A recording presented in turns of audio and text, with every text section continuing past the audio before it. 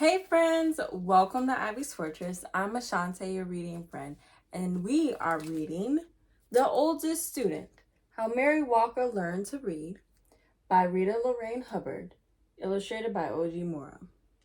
What a great duo, because I started reading this book a little bit. I haven't quite finished it yet, so we're going to finish it together for the first time. So if you read this book, make sure you just don't spoil it for us. All right? But before we get started, let's get our friends' fingers ready and sing our welcome song. 1, 2, 3, go. Hey there, friends. Hey there, friends. Welcome to Ivy's Fortress. Hey there, friends. Hey there, friends.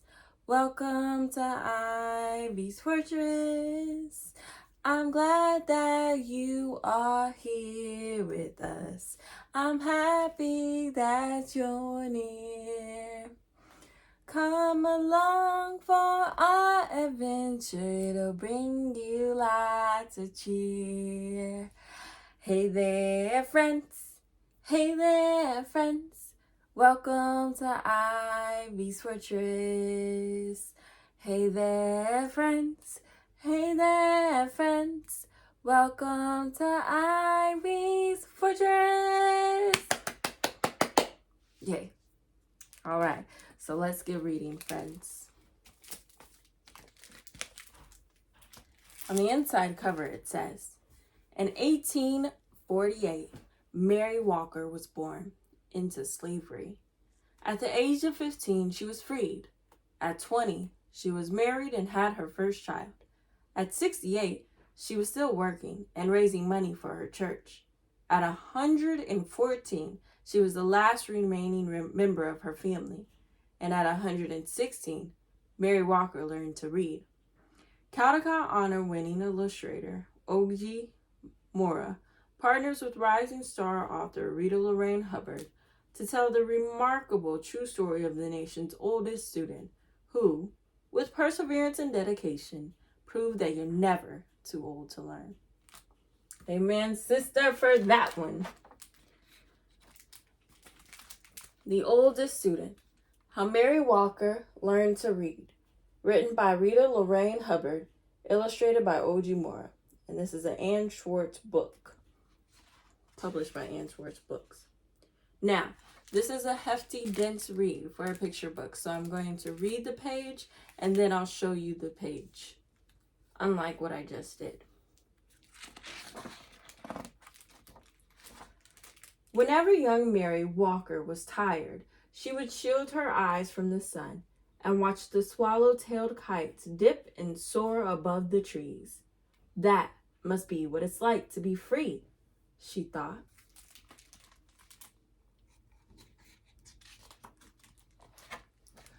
But Mary didn't watch for long. Even at only 8 years old, she knew the first rule of the Union Springs, Alabama plantation she lived on. Keep working. She knew the second rule, too. Slaves should not be taught to read or write or do anything that might help them learn to do so. Mary didn't stop working.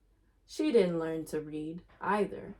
But at the end of each long day, picking cotton, toting water to Papa and the other slaves who chopped wood for the train tracks, or helping Mama clean the big house, she would lie in her little bed next to the crumbling fireplace and think about those birds.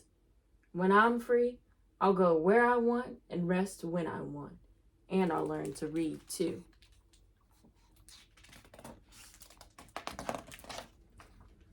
When she was 15, it happened. Mary and her mother, brothers, and sister were free. The Emancipation Proclamation said so. What it didn't say was how a family with nothing except the tattered garments on their backs could find food, clothes, and a place to sleep. Mary's father had died, and the family was on its own. Freedom Road to Freedom Road. Across fields and through woods, ex-slaves surged like waves, crashing hard to shore. Now that they were free, every road was Freedom Road. Many headed north and west and every which way, searching for long-lost family members or simply experiencing the wonder of being free.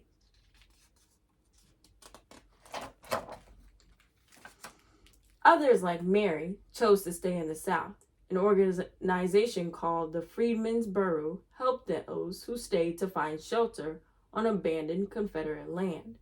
Mary and her family settled in a one-room cabin, and for the next few years, she worked alongside her mama to help feed her siblings. 7 days a week, she churned butter, cleaned houses, and cared for other folks' children. The hours were long, and if Mary was thirsty or hungry or needed to use the outhouse, she had to wait until she got home. At week's end, she would offer Mama the one lonely quarter she had earned.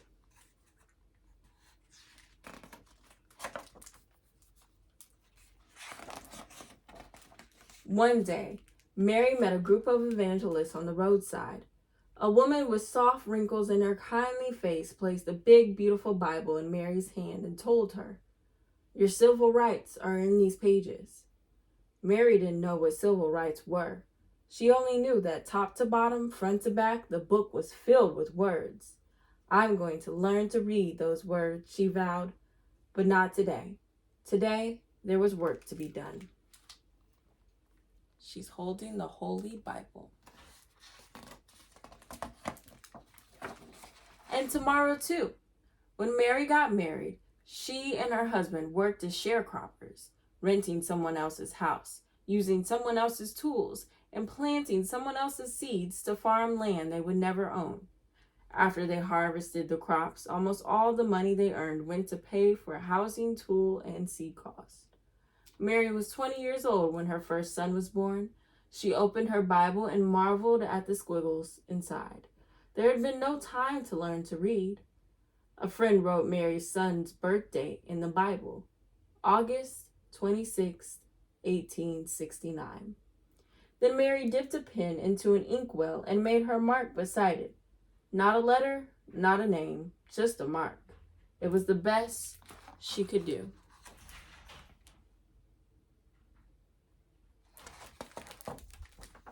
One day, Mary's husband died. She married again and a second son was born, then a third. Mary made marks for these sons too. Now she had 3 growing boys. More money, that's what we need, Mary thought. But the only other jobs available to Black women were as maids or nannies or cooks. The hours were long, with only half a day off on Saturdays, like sharecropping. They didn't pay much. Mary sighed. Words would have to wait. For the next 4 decades, Mary sharecropped and did odd jobs to help support her family.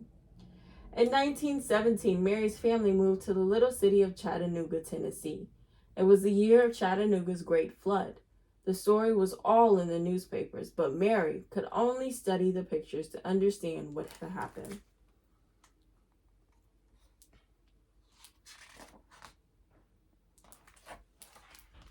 By now, Mary was 68 and too old to sharecrop, but she continued to work, cooking, cleaning, and babysitting. She also fried fish, baked cakes, and sold sandwiches to raise money for her church. On Sundays, she would sit in the congregation, and as the preacher spoke, she would clutch her family Bible, the Bible she still couldn't read.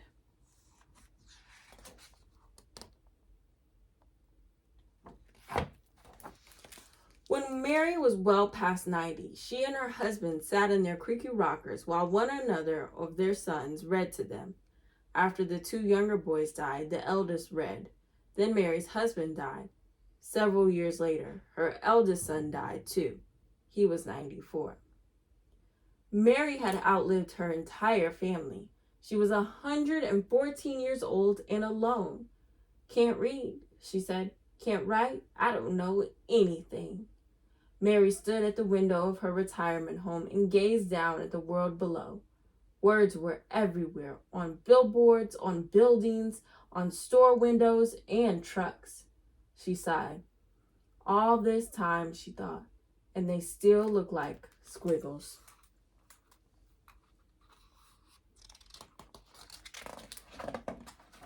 Mary had heard about a new reading class held in her building. She pursed her lips. "No more waiting," she decided. Time to learn.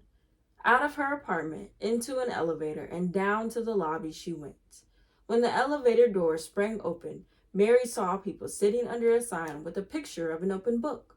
She could not read the words. A neighbor walked up to her. "That's a reading class, Miss Mary. Can I help you over?"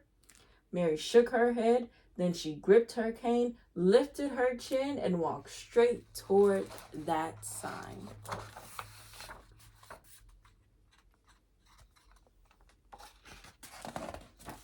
For the next year and more, Mary put everything she had into learning to read. It wasn't easy. After all, she was the oldest student in the class and probably in the entire country. Could someone her age learn to read? She didn't know, but by God, she was going to try. She studied the alphabet until her eyes watered. She memorized the sounds each letter made and practiced writing her name so many times that her fingers cramped. She learned to recognize sight words and then challenged herself to make short sentences with them. She studied and studied until books and pages and later letters and words swirled in her head while she slept.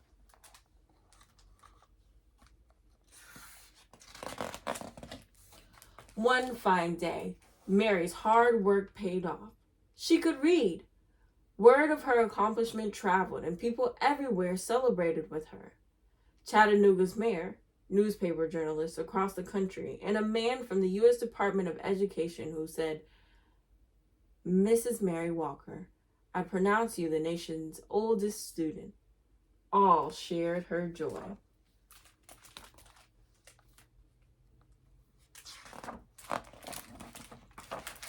Mary felt complete. She still missed her sons, but whenever she was lonely, she read from her Bible or looked out her window and read the words in the street below. From then on, Chattanoogians honored Mary's achievements with yearly birthday parties. In 1966, President Lyndon B. Johnson sent well wishes on Mary's 118th birthday. And in 1969, President Richard Nixon did the same. Mary was now 121 years old. There she is right there. Mary received many gifts over the years. A radio, a sofa, her very first television, a new Bible, the keys to the city, and perfume and champagne from the Canadian Mounties. She also received something that brought back those long days in the Alabama cotton field. Her first airplane ride. From the cockpit window, Mary gazed at the trees and rooftops below. No different than a horse in a buggy ride, she joked. But she knew it was. As the airplane dipped and soared like those swallow-tailed kites of long ago, Mary decided that flying was a lot like reading. They both made a body feel as free as a bird.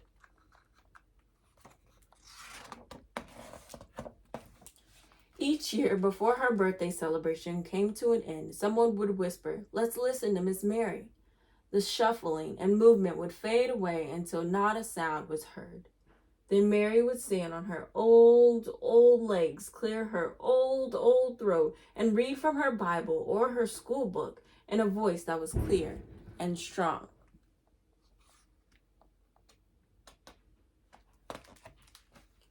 When she finished, she would gently close her book and say, "You're never too old to learn." The end. Ain't that right? You're never too old to learn.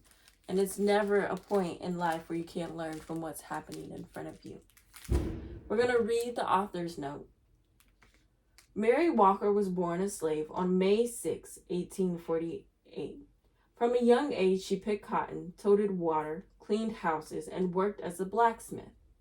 In later life, she never forgot the harsh punishment slaves received if they stopped working without permission, but she was quick to say that she had forgiven everyone for the things she endured. Perfect. Very little is known about Mary's life from her emancipation at age 15 until she learned to read at 116. But it is a fact that her Bible waited 101 years for her to learn to read it. It is known that Mary was married twice and had 3 sons. One of those sons served in World War I. I chose to imagine other details to fill in the blanks. Mary's eldest son died in 1963. She enrolled in CALM, the Chattanooga Area Literacy Movement, the same year, and by 1964 she learned how to read, write, add, and subtract. She was then certified as the nation's oldest student and was twice named Chattanooga's Ambassador of Goodwill. Her retirement home was renamed the Mary Walker Towers. Mary received the keys to the city of Chattanooga in 1966 and 1969. Her first airplane ride happened on May 6, 1966, when pilot Harry Porter flew her over her apartment building so she could wave to her friends below. Before Mary's death at age 121 on December 1st, 1969, she could still see and hear well. She could still hold a pencil and write her name steadily, and she could walk with only minimal help from her trusty cane. She could also still sew beautiful bonnets and bake cakes that she bragged were light as a feather. Mary lived through 26 presidents. Today, historical marker 2A73 stands on 3031 Wilcox Boulevard in Chattanooga, Tennessee, to commemorate her amazing life. Wow.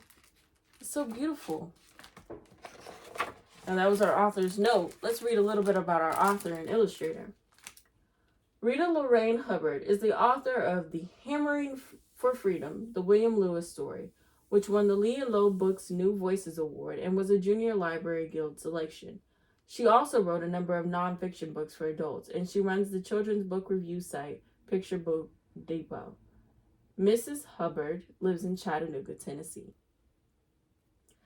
Oge Mora's debut picture book, Thank You, Omu, received a Caldecott Honor and a Coretta Scott King John Steptoe Award for New Talent. It was selected as a New York Times notable book and was chosen by both Publishers Weekly and School Library Journal as a best book of the year. The New York Times says that Miss Mora's illustrations will have toddlers reaching out to grab them. You're never too old to learn. So remember that. When you're feeling like you know it all and you think everything's perfect and right, find a reason to learn something new or something that you haven't known before. You can always discover new things, different things, and things that may not have made sense to you before, but now they do because you listened a second, third, or fourth, or fifth time. Well, that's all I have for you friends today. I'll catch you next time when we read our next book. Bye!